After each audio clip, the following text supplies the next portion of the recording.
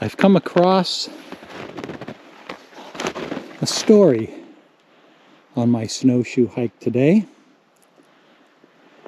Walking along the trail, I've come upon the remains of an animal, and judging from that remnant,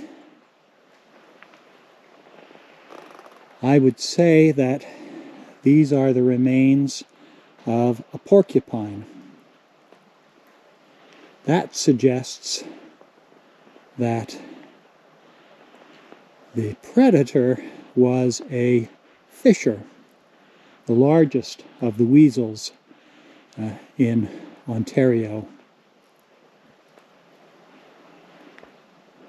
Fishers specialize in preying upon porcupines.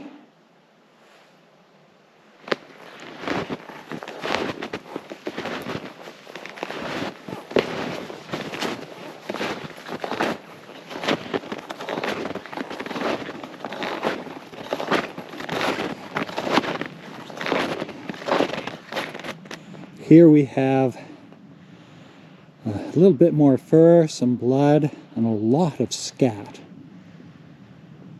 It's hard to say what that scat is from. If it was from the original predator, I suspect not. I think in this case it's likely a coyote. I can't think that the prey would have been something larger like a deer.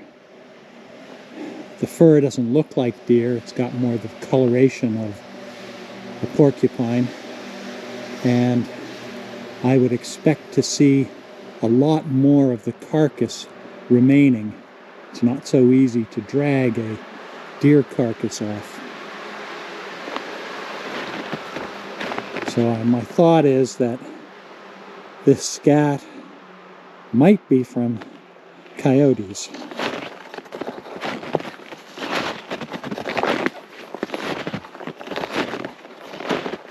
And this might be where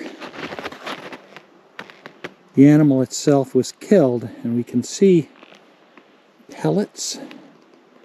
Is that from the porcupine, or is that from some other animal? But right here we have something very interesting. And these are the wing tracks of a large bird that has landed, presumably to feed upon the carcass. And this almost certainly, these almost certainly would belong to a raven that has come down to feed on this carcass. Very interesting.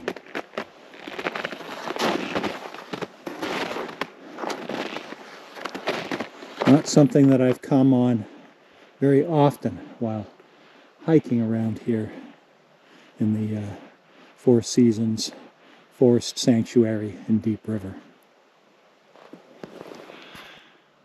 A winter kill like this isn't just a source of food for the original predator, but it's an important source of nutrients for a lot of different animals.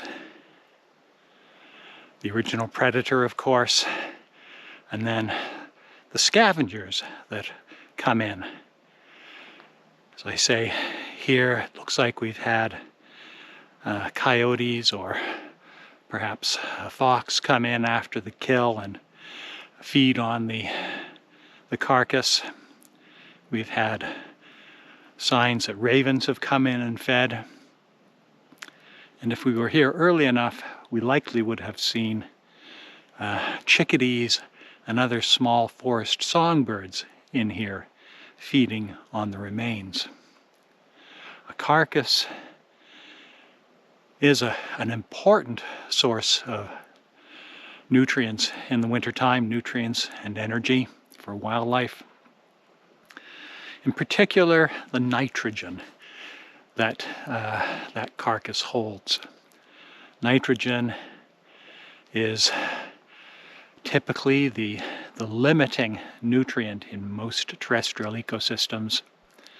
It, of course, is in the air around us in abundance, but the energy required to take that nitrogen from the oxygen and fix it into a form that can be used by animals is extremely expensive in terms of energy. So when animals can find a free source of nitrogen like a carcass,